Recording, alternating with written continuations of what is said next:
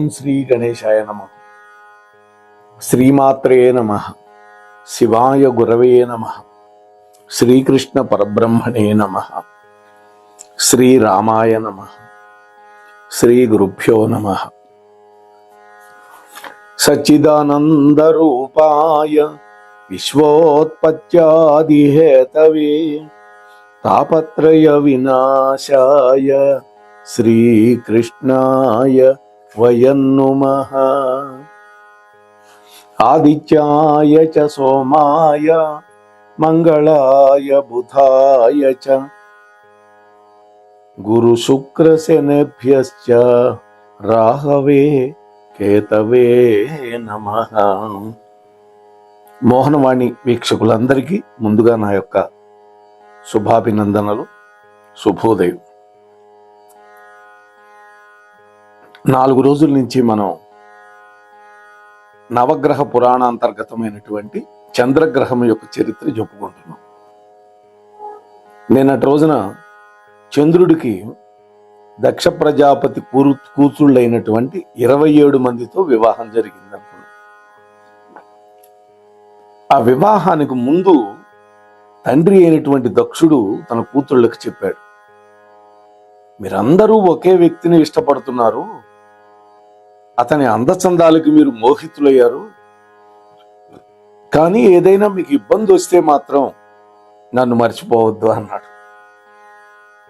చంద్రుడికి ఏం చెప్పాడో తెలుసా? నా 27 మంది కూతుళ్ళని ఒకే విధంగా చూసుకోవాలను, ఒకళ్ళ యందు పక్షపాత బుద్ధి చూపించావా మంచిది కాదు, అది నా ఆగ్రహానికి గురవుతావు అన్నాడు.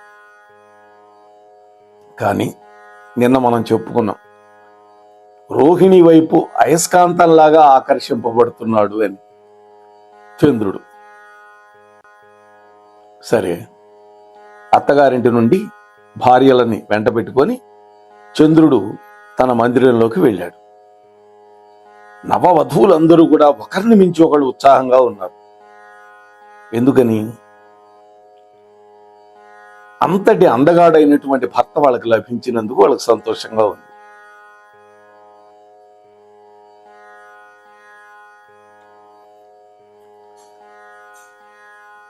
సరే, అశ్విని, భరణి, కృత్తిక ఈ ముగ్గురు ఆహారాన్ని సిద్ధం చేశారు. కొత్త పెళ్లి కుమారుడితోటి తమ గృహంలో మొట్టమొదటిసారిగా సహపంక్తిలో భోజనం చేయబోతున్నందుకు ఆ 27 మందికి సంతోషంగా ఉంది. వాళ్ళ తల్లి అత్తవారింటికి పంపించేటప్పుడు కొన్ని మాటలు చెప్పింది. ఆ మాటలు ఈ 27 మందిలో కూడా ఉత్సాహం ఉరకలెత్తేలాగా చేస్తున్నాయి. భోజన సమయానికి ముందే 26 వధువులు చక్కగా అలంకరించుకొని భోజనశాలలో నిరీక్షిస్తూ ఉన్నారు. 26 మంది, వాళ్లలో రోహిణి మాత్రం లేదు.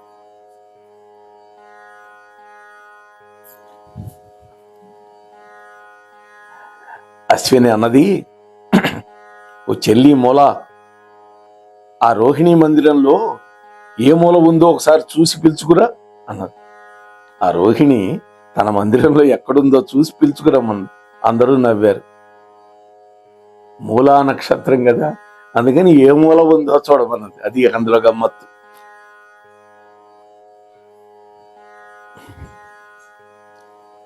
సరే, వెళ్ళింది మూల. చంద్రుడు, రోహిణి ఇద్దరూ కలిసి భోజనశాలకు వచ్చారు.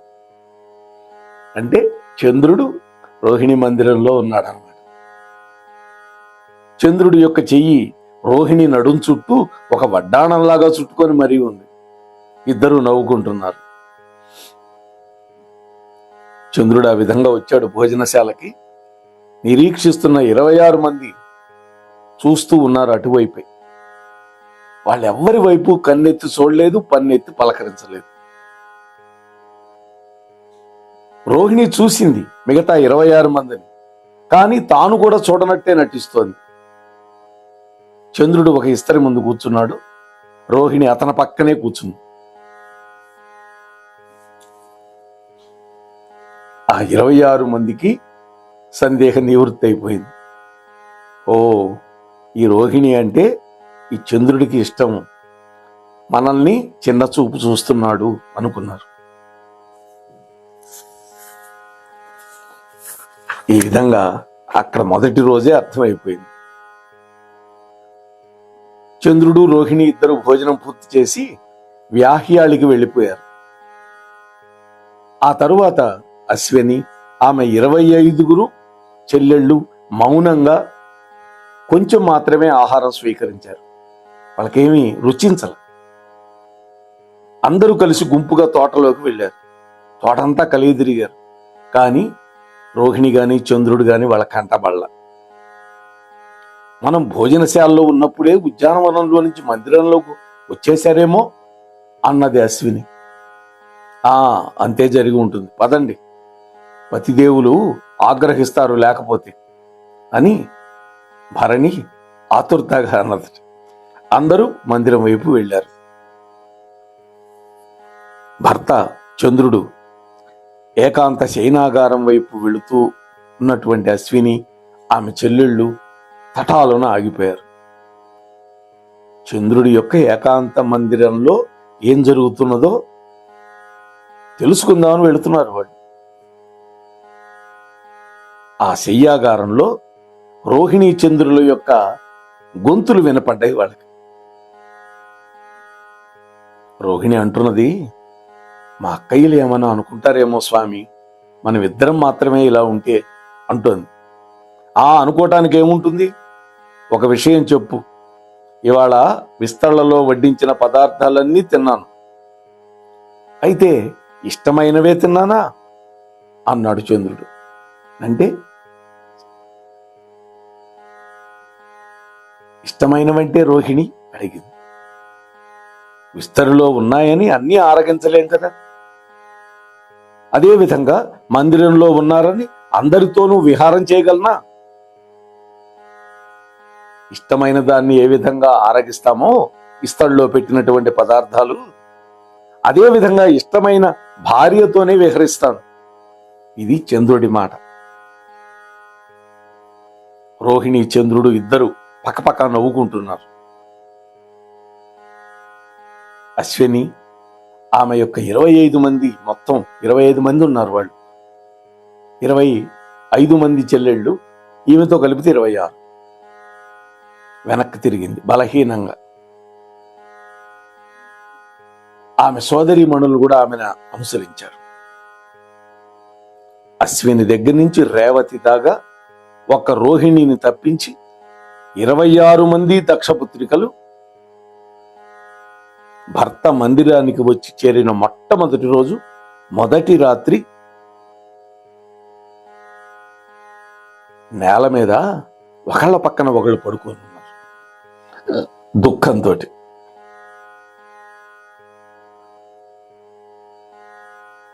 వాళ్ళ అమ్మన్నది వెళ్ళేటప్పుడు, అశ్విని, నువ్వు అల్లుడికి జ్యేష్ఠపత్నివి, పట్టమహిషివి, అందువల్ల మొట్టమొదటి చంద్రుడు నిన్నే చేరదీస్తాడు. అందువల్ల నువ్వు భర్తకు అనుకూలంగా ప్రవర్తించి ఆయన్ని అలరించు, ఆయన్ని సంతోషపెట్టు. అలాగే నీ చెల్లెళ్ళు కూడా భర్తని అలరించేలాగా చూడు. ఈ మాటలు తల్లి ప్రసూతిదేవి చెప్పింది. ఆ మాటలు ఇప్పుడు అశ్వినీదేవి చెవుల్లో రింగుమంటున్నాయి. కానీ వాళ్ళ అమ్మ చెప్పింది జరగలేదు. కళ్ళల్లో నుంచి నీళ్లు కారిపోతూ ఉన్నాయి, ఏడుస్తుంది. కృత్తిక దగ్గరకు వచ్చి, అక్కయ్య, ఏమిటి ఇలా జరిగింది మనకి? మన భర్త మొట్టమొదటి నిన్ను ఆదరించి చేరతీస్తాడని అమ్మ చెప్పింది కదా. బహుశా ఆయన రోహిణీదేవి మనందరికంటే పెద్దమ్మాయి అనుకుంటున్నాడేమో. చూసారా ఏం మాట్లాడుకుంటున్నారో వాడు. బాధపడద్దు, అన్నీ సర్దుకుంటాయిలే. చెల్లెలను ఓదార్చే తన మాటలతో తనకు కూడా ఓదార్పు వెతుక్కుంటోంది అశ్వినీదేవి. ఈ విధంగా ఆ నవవధువులు వేడి నిట్టూర్పులతోటి నిస్పృహతోటి ఆ రోజు రాత్రి గడిచిపోయింది. రేపైనా భర్త ఆదరించకపోతాడా అనుకుంటున్నది. కానీ రోజులు గడుస్తున్నాయి, మాసాలు గడుస్తున్నాయి. తన ఆశ మాత్రం పేరాశగానే మిగిలిపోయింది. అంటే మిగతా 26 మందిని చేరతీయటం లేదు చంద్రుడు. కన్నెత్తి చూడటం లేదు, పన్నెత్తి పలకరించటం లేదు. భర్త దృష్టిని ఆకర్షించాలని వాళ్ళు చేసిన ప్రయత్నాలు ఏవి ఫలించాల.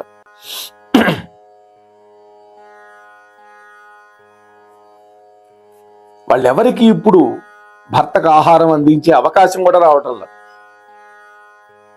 ఆయనకి రోహిణియే వండాలి, రోహిణియే వడ్డించాలి. ఆయనతో పాటు ఆయన పళ్ళెల్లో ఆమె తినాలి. చంద్రుడి ప్రవర్తన కంటే కూడా తమ చెల్లెలైనటువంటి రోహిణీదేవి ప్రవర్తన దక్షపుత్రికలను నిర్ఘాంతపోయేలా చేస్తోంది. పుట్టినప్పటి నుంచి కలిసిమెలిసి పెరిగారు, ఆడారు, పాడారు. వాళ్లలో ఒకర్తిగా పెరిగింది రోహిణి. ఇప్పుడు 26 మంది తనకెవరో తెలియనట్లుగా ప్రవర్తిస్తోంది. ఆమెకు 3 అక్కలు, 23 చెల్లెళ్ళు. ఎందుకని? అశ్విని, భరణి, రోహిణి, ఇట్లా కదా వరుస.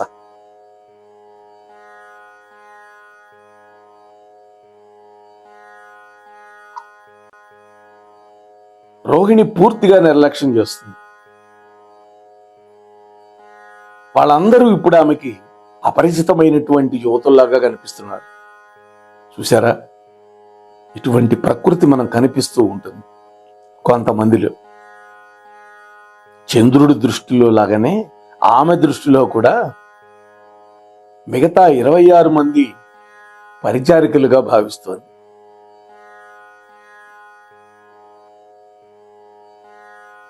కాలం గడిచినా కూడా రోహిణీదేవి సోదరీమణులకి ఆమె భర్తకి మధ్య దూరం కూడా పెరుగుతూ ఉంది.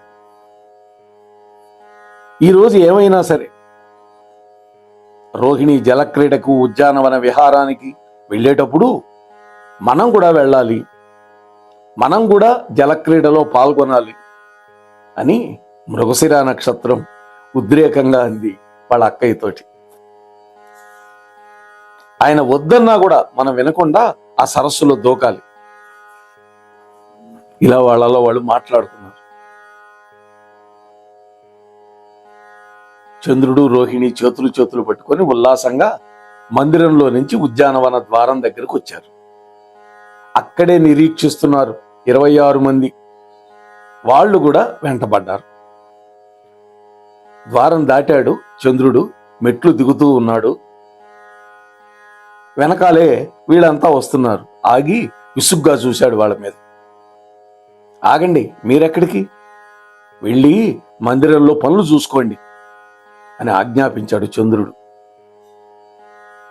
కానీ మృగశిర, ఆరుద్ర వీళ్ళిద్దరూ వినిపించుకోనట్లుగా మెట్టు దిగుతూ ఉన్నారు.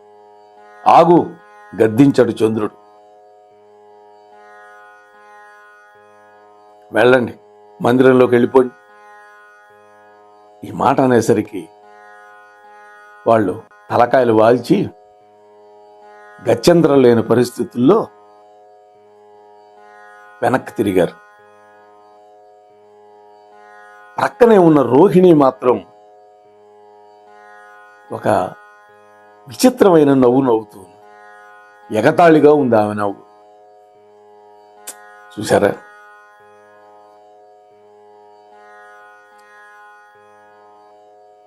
పుట్టింటికి దూరమైనారు, తల్లిదండ్రుల అనురాగానికి దూరం అయ్యారు. తమ సర్వస్వంగా రూపొందుతాడనుకున్న భర్తకి దగ్గర కాలేకపోతున్నారు. 26 మంది ఒకే భవనంలో ఉన్నారు, కానీ దూరాన్ని అనుభవిస్తున్నారు. అంటే తమందరికీ భర్త అయినటువంటి చంద్రుణ్ణి కొంగున ముడివేసుకున్నటువంటి రోహిణి మూలకంగా నిరంతరమైనటువంటి అవమానాన్ని, దుఃఖాన్ని చవి చూస్తూ ఉన్నారు వాళ్ళంతా.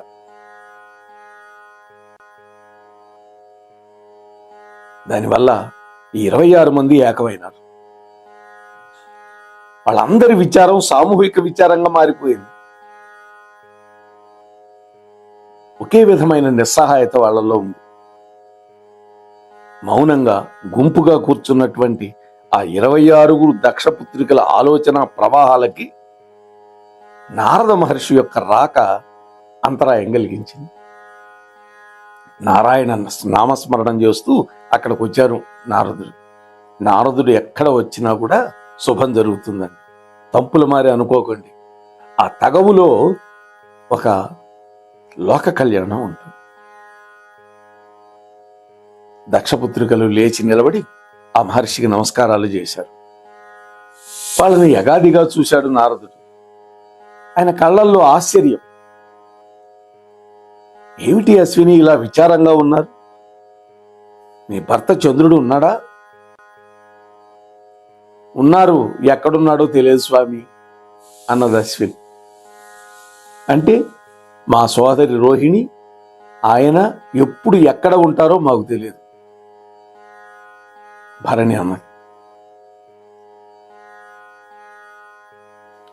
వాళ్ళని చూసేసరికి అలంకారం లేని శిరోజాలు, చెంపల మీద చెదిరిపోయిన కాటుక, కళ్ళల్లో దైన్యం, అందరి ముఖాల మీద ఒకే రకమైన విచారముద్ర కనపడుతోంది. ఆయనేమనుకున్నాడు, భర్తతోటి వీళ్ళంతా హాయిగా ఆనందంగా ఉంటారు అనుకున్నాడు.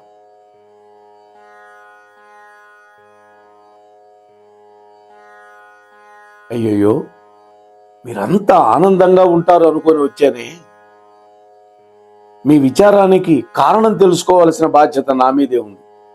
ఎందుకంటే మీ పెళ్లికి సూత్రధారిని నేనే. అందరూ మౌనంగా మహర్షి వైపు చూస్తూ ఉన్నారు.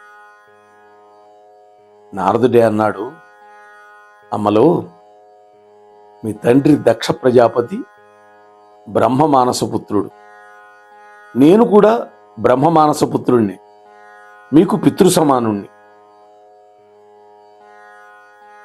అందువల్ల మీ దుఃఖాన్ని పోగొట్టవలసిన బాధ్యత మీ తండ్రికి ఎంత ఉందో నాకు కూడా అంతే ఉంది. కాబట్టి చెప్పండి. అప్పుడు ఉన్న విషయం అంతా కూడా అశ్వినీదేవి నారదుల వారికి చెప్పింది. తమ అందరినీ నిర్లక్ష్యం చేసిన విషయం, రోహిణిని మాత్రమే దగ్గరకు తీసిన విషయం. ఓ, అదన్నమాట సంగతి అన్నాడు. మీరందరూ అమాయకమైనటువంటి వధువులు. మీ భర్త దృష్టిని, ప్రేమని ఆ రోహిణిలాగే ఆకర్షించే ప్రయత్నం మీరు కూడా చేయలేకపోయారా?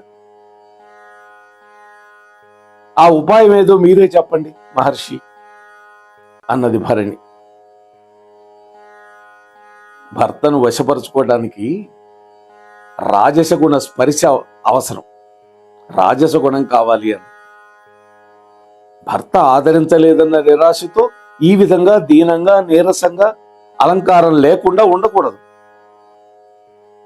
ఆ రోహిణిని మించినట్లుగా మీరు అలంకారం చేసుకోండి, గలగలా నవ్వండి, ఉల్లాసంగా సల్లాపాలాడుతూ మీ భర్తని ఉక్కిరిబిక్కిరి చేయండి. బ్రహ్మచారి అయినటువంటి నారదుడు చెప్పాడు ఉపాయం. దక్షపుత్రికలు ముఖముఖాలు చూసుకున్నారు. భర్త అనురాగం కోసం చేసే ప్రయత్నంలో భక్తి, భయం రెండూ ఉండకూడదు. మరి ఏముండాలి? రక్తి ఉండాలి, రసికత్వం ఉండాలి అన్నాడు నారదుడు. చూసారా, ఉపాయం చెప్పాడు.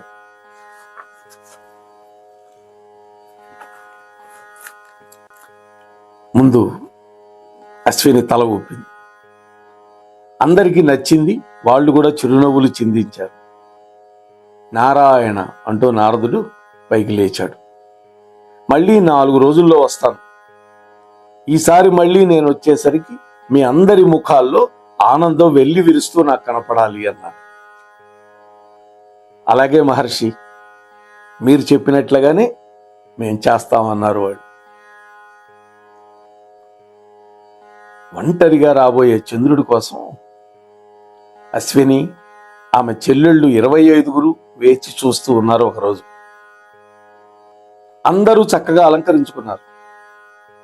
అందరికీ మళ్ళీ నూతన వధువుల యొక్క కళ వచ్చేసింది. నారదుడు చెప్పిన ప్రకారం చేశారు. పూలమాలలతోటి పతిదేవుడి యొక్క పాదాలు కడగటానికి బంగారు పళ్ళెంతో, బంగారు చెంబుతోటి సిద్ధంగా ఉన్నారు వాళ్ళు. చంద్రుడు రానే వచ్చాడు. వారాన్ని దాటినటువంటి అతని పాదాల ముందు బంగారు పళ్ళెం పెట్టారు.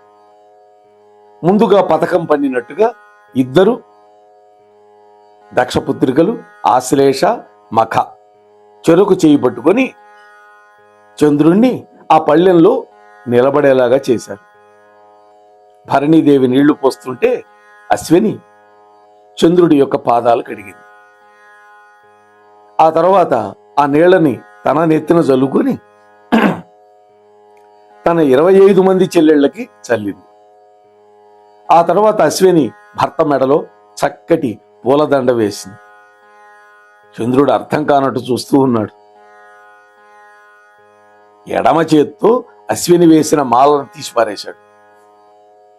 వెంటనే భరణి చేతుల్లోని దండ అతని మెడలో వాలిపోయింది. మరొక దండ వేసింది. చంద్రుడు నడుస్తూ ఉన్నాడు. వాళ్ళు పూల వర్షం కురిపిస్తూ ఉన్నారు చంద్రుడి మీద. చంద్రుడి కళ్ళు మాత్రం ఆత్రంగా చూస్తూ ఉన్నాయి, అన్వేషిస్తూ ఉన్నాయి. ఎవరి కోసం? రోహిణి కోసం. రోహిణి ఏది అన్నాడు పెద్దగా అశ్వినీదేవితో. అశ్విని సమాధానం చెప్పేలోగా తలుపును భళ్ళును తెరుచుకొని రోహిణి ఎదురుగా నిలబడింది. అంటే రోహిణీదేవిని లోపల పెట్టి వచ్చారు వీళ్ళు. చంద్రుడు ముఖం మీద మెరుపులాగా చిరునవ్వు వెళ్లి విరిసింది. రోహిణిని యగాదిగా చూశాడు. అప్పుడే మంచం దిగినటువంటి రోహిణి పువ్వులు లేకుండా తగ్గినటువంటి ఆకర్షణతో కనపడుతోంది. చంద్రుడు ఆక్షేపంగా అశ్వినీదేవిని ఆమె చెల్లెళ్ళని కొరకొరా చూశాడు. మీరు ఆడవాళ్లేనా? మీ చెల్లెలు రోహిణికి ఇవ్వకుండా అన్ని పూలు మీరే అలంకరించుకున్నారా? చీ చీ అన్నాడు. ఈ మాటకి అశ్వినీదేవి ఆమె చెల్లెళ్ళు నిర్ఘాంతపోయారు. వాళ్ళు తేరుకునేలోగా చంద్రుడు తన కంఠంలోని హారం తీసి ప్రేమగా రోహిణి మెడలో వేశాడు. భుజాల చుట్టూ చేతిని వేసి ఆమెని శయ్యాగారంలోకి నడిపించుకుంటూ లోపలికెళ్ళి విసురుగా తలుపులు మూశాడు. ఇది అతడు చేసిన పని. మరి ఆ తర్వాత ఏం జరిగింది తెలియాలి అంటే మనం రేపటిదాకా వేచి ఉండాలి. అప్పటి వరకు ఈ ఛానల్లో వచ్చే ప్రవచనాలు వినిపిస్తూ ఉండండి, మీరు వింటూ ఉండండి. నచ్చితే ఒక లైక్ ఇచ్చి కామెంట్ కూడా పెట్టండి. కనీసం 10 మంది మీ బంధుమిత్రులకు షేర్ చేయండి. సబ్స్క్రైబ్ చేయకపోతే వెంటనే సబ్స్క్రైబ్ చేయండి అని కూడా మీతో మనవి చేసుకుంటూ ముగిస్తున్నాను. వింటున్న అందరికీ కూడా నవగ్రహముల యొక్క అనుగ్రహం కలగాలి అని మరొక్కసారి ప్రార్థిస్తూ స్వస్తి సర్వేషాం. మన మోహనవాణి కార్యక్రమాలు మీకు నచ్చినట్లయితే వెంటనే ఒక లైక్ చేయండి, అలాగే కామెంట్ చేయండి, ఎక్కువ మందికి షేర్ చేయండి. సబ్స్క్రైబ్ చేసుకోకపోతే వెంటనే మన ఛానల్కి ఇప్పుడే సబ్స్క్రైబ్ చేసుకోండి. ధన్యవాదాలు.